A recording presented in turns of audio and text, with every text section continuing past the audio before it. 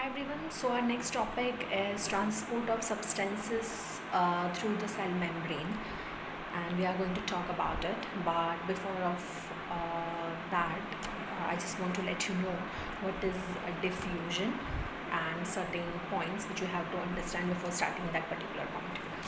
Okay. So let's start with diffusion. What is diffusion? So diffusion is an important process for living things. That is how substances move in and out of the cells. It generally happens in liquid and gases because their particles move randomly from place to place. So now coming to the particular definition of the diffusion. So diffusion is the movement of a substance from an area of a high concentration to an area of a low concentration. So that is called diffusion. The movement of substances, the movement of particles from an area of high concentration to the area of low concentration is called the diffusion. Okay.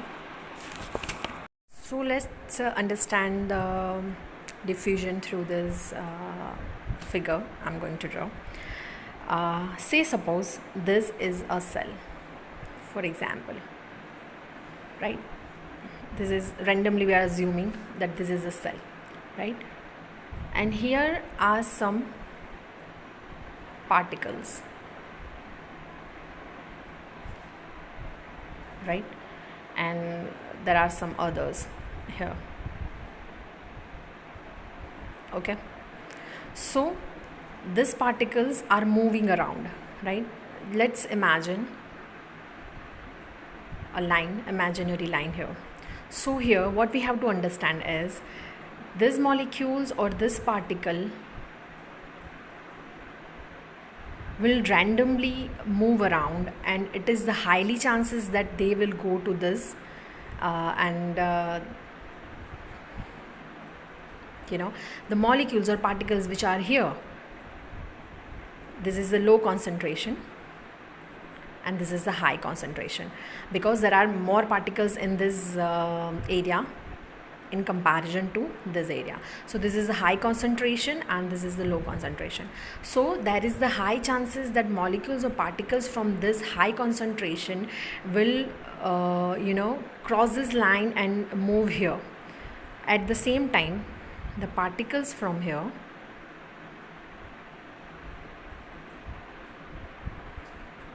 will go to this part, which is high concentration, right? So the diffusion is moving to the particles from the high concentration to the low concentration is called the diffusion. Okay. So there are chances that this will go here or this will go here, but the more chances are the particles we are having, the area where the high concentration is there, the particle would try to reach out or try to bump to the area where the concentration is low. Okay. So this is how we understand the diffusion. So we have learnt about what diffusion is. Let's start about some concentration gradient. So what is concentration gradient and why it is necessary to understand? As we have talked about diffusion, and we are going to talk about the transport through cell membrane, and in that we'll have a passive transport and active transport. So it is very necessary to understand the concentration gradient before starting the passive transport and active transport. Okay, so what is concentration gradient? So concentration gradient is generated by the diffusion between the two regions. You remember what I have told you through the diagram in diffusion, right? Where the concentration of the substances differs. We have seen that in the diagram we do have two different areas where one area is having the high concentration and the other having the low concentration, right? So generally the diffusion which occurs between the two regions where the concentration is different is called the concentration gradient.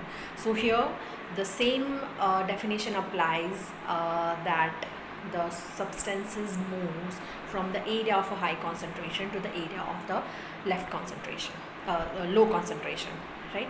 So again, let's understand this through diagram.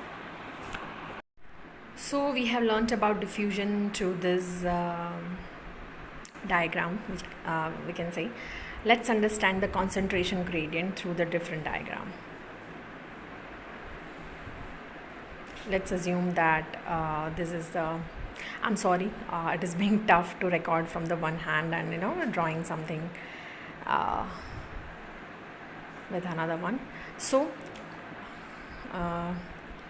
let's understand that this is a cell, and like the diffusion, we are having some particles over here which are high, and this area is of high concentration, and this is the imaginary line we have drawn, right?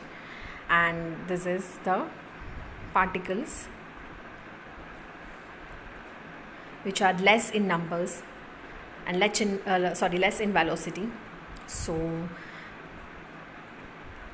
this is the low concentration, high concentration, and this is low concentration.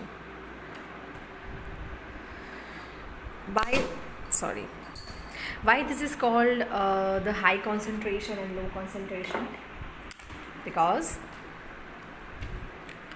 when we assume area, suppose હું આને એક area draw કરું, તો આ જેટલો મેં area draw કર્યો છે એની અંદર કદાચ હું 3 મોલિક્યુલ્સને કન્સિડર કરી શકું, અને ઇફ સેમ એરિયા હું અહીંયા ડ્રો કરું છું તો it includes only one particle or one molecule. So this is how I can understand કે આ જે એરિયા છે એની અંદર હાઈ કોન્સન્ટ્રેશન છે, પાર્ટિકલ્સ વધારે છે, મોલિક્યુલ્સ વધારે છે, અને આ જે એરિયા છે એની અંદર લો કોન્સન્ટ્રેશન છે.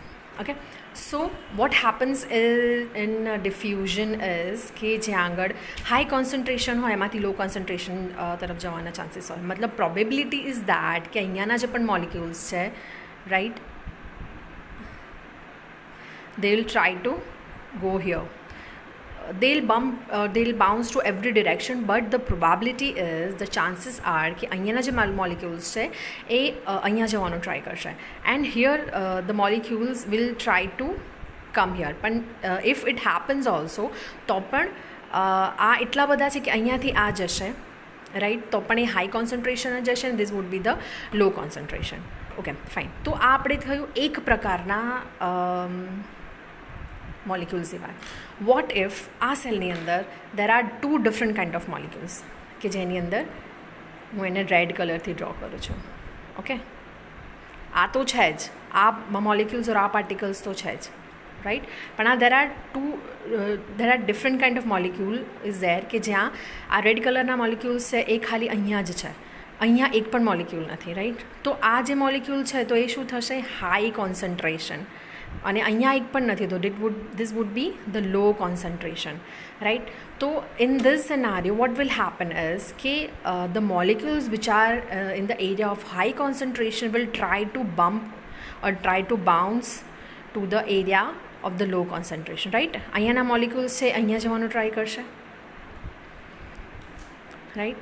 હવે અહીંયા તો એક પણ મોલિક્યુલ એનો છે જ નહીં, તો શું થશે કે એક સિચ્યુએશન એવી આવશે કે જ્યાં આગળ આજે આપણે પહેલાં મોલિક્યુલ્સની વાત કરી હતી, રાઈટ, એમાં વધારે હતા. સો ડિફ્યુઝન થ્રુ એવી વસ્તુ થશે કે જે અહીંયાના મોલિક્યુલ્સ છે અહીંયા આવે છે, અને આ જે મોટા મોલિક્યુલ્સ છે એ અહીંયા આવે છે. તો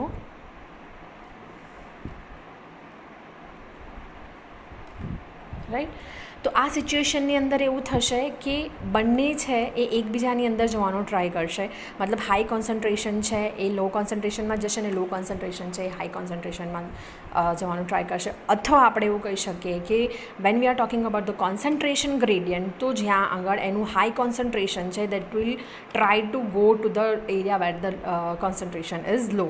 તો એક એવી સિચ્યુએશન આવશે કે જ્યાં that would be equilibrium, right. આપણે જે ઇમેજિનરી લાઇન કરી તે અહીંયા આપણે ઇમેજિનરી લાઇન નથી કરવાની, બિકોઝ એક એવો સ્ટેજ આવશે કે જેની અંદર એવું ઇક્વિલિબ્રિયમ થઈ જાય. ધો વી કેન નોટ અઝ્યુમ કે this stage will last, because it just keep moving, હે ના. મોલિક્યુલ્સ હોય એ ઓલવેઝ મૂવ करता रहता है. तो it is not possible that we are just having this scenario for the longer time, but the idea is that कि high concentration जे पण molecules છે this would go to the low concentration area which are having the high concentration area, right? So this is about the concentration gradient. So now let's talk about the electrical gradient. For a cell, there are different cations and anions inside the cell and outside the cell. Cations matlab positively charged ions, and anions matlab negatively charged ions. These cations and anions like sodium, potassium, chloride, magnesium, calcium, etc.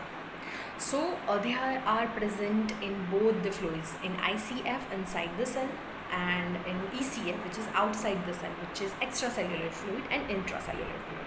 So these cations and anions are present in both this fluid, so they diffuse to the concentration gradient, right? We understand that.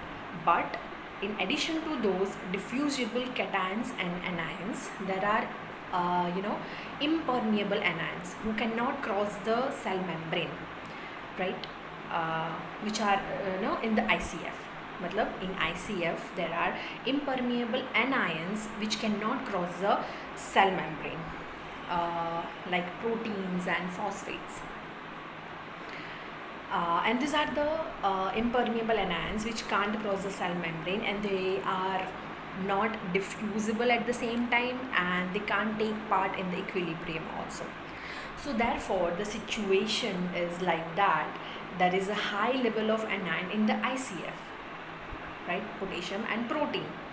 So when we are talking about electrical gradients, it is created by the cations and anion. So ECF has the high number of cations, which are mainly sodium and also calcium, we can say. And ICF is having relatively lower cations because it is having relatively higher number of anions. Okay, so this creates the so-called electrical gradient. So cations like sodium will diffuse from high number of positive charge to the low number of the positive charged atmosphere or area. So cation like sodium will always go to the high number of positive charges to the low number of the positive charges, and this is called the electrical gradient. So let's understand this through the small diagram. For example, this is a cell, okay? This is the ICF, intracellular fluid, and this is the ECF, extracellular fluid. So as I have told you that ICF, intracellular fluid, is having different anions which are not permeable or which cannot cross the cell membrane. They can't go this side, right? And these are proteins and phosphates. So these are the negatively charged ions which does not take part in the diffusion. They cannot diffuse, and they cannot take part in the equilibrium also. So they can't go to the ECF, right? At the same time, in ECF there are cations like sodium, okay? And these are the